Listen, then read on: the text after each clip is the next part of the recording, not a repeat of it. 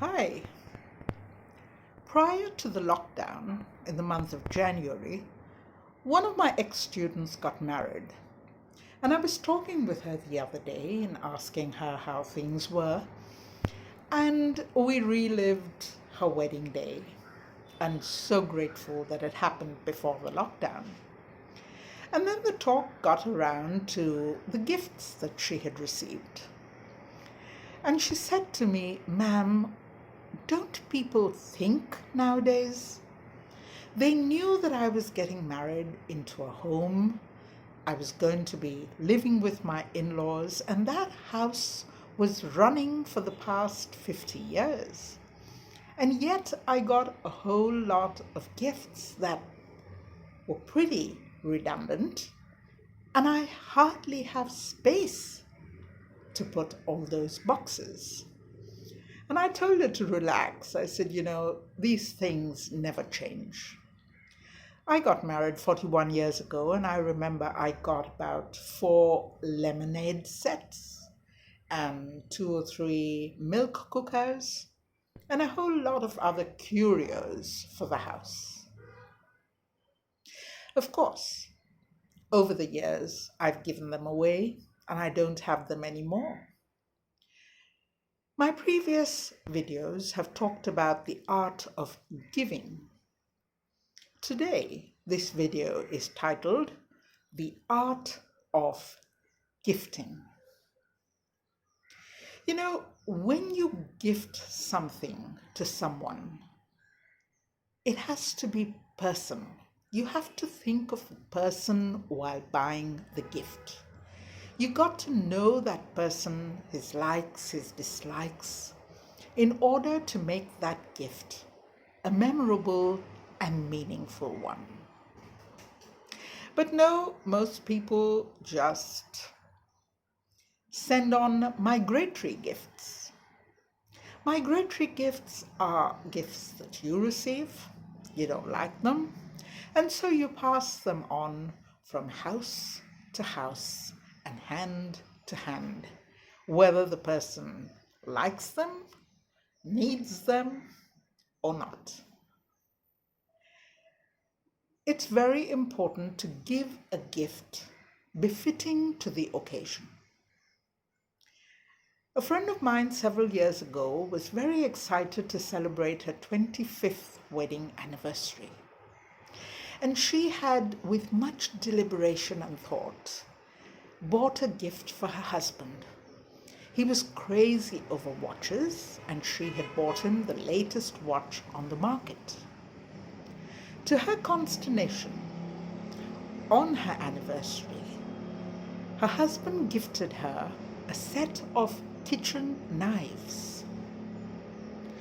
Well, the message was quite clear. She started her 26th year of wedded bliss with murderous intent and on the lookout for a good criminal lawyer.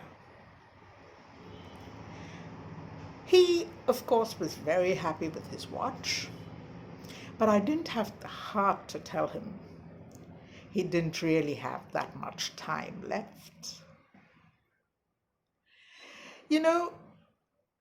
When you think of a person and you see something, you should go, wow, that's the perfect gift for X.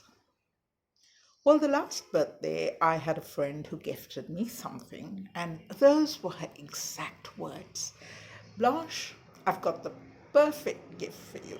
I thought of you when I saw this." And I was very, very excited. And when I opened up this beautifully decorated box, this is what I got. If this was the wow moment, I wondered, did she give me this because I was a colorful person? Or did she want to talk about my porcine vital statistics? Or simply, I was so bold and outspoken, she wondered who would bell the cat. Oops, big. So when you have that wow moment, think of the person you are gifting the gift to, not your perception of that person. Gifts don't have to be expensive. In fact, as you grow older, we don't need gifts at all. But a simple handmade card or a handwritten letter, which is a rarity these days, would be the perfect gift. Also, don't scramble around at the last moment for gifts. That's a surefire way of giving a gift that is totally meaningless and useless. So what I do is I buy gifts with no particular person in mind. If I like something, I buy it and I put it into my gift bag.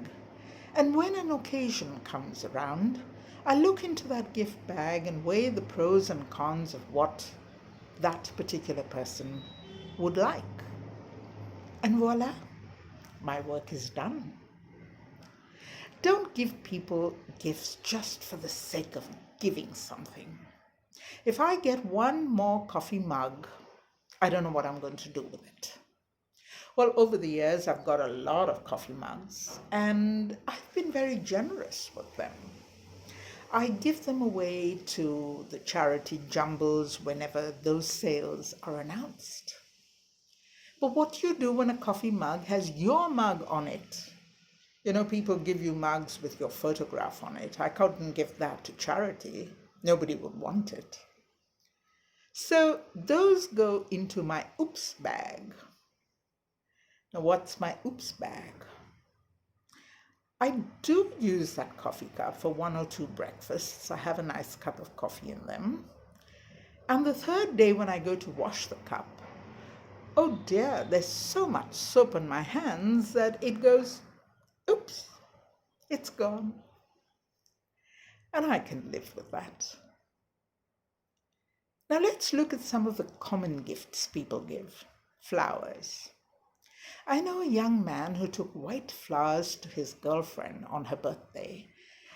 He was probably thinking about the beauty and the purity of their relationship. Well, unfortunately for him, those were lilies, and lilies are used at funerals. So that was the death of that relationship. And he's still figuring it out. Why did she go? Chocolates. Beautiful gift, but make sure the recipient is not on a diet or diabetic. Wine. They say you never go wrong with wine. Sure, but make sure that you buy a good quality wine, because the expression is cake and wine and not cake and vinegar. And those umpteen curios for the house. Whoa, we live in a home and not a museum. So please, please don't give statuettes and tiny photo frames to people. They're not going to thank you very much. So you're going to ask me, then what does one give? As I said, if you don't have something meaningful to give, don't give anything. Cash is always a good option, but if you don't know how much and are going to agonize over it, well, don't give cash. Ask the person what they want. You're going to say, but then that, ruins the whole element of surprise. On my husband's last birthday, he was surprised with the gift of a rather close acquaintance. He got a hair trimmer. And my husband is as bald as a cue ball. I rest my case. So I'm on the lookout now for a gentleman who has Samson-like hair, No, I don't want to be his Delilah.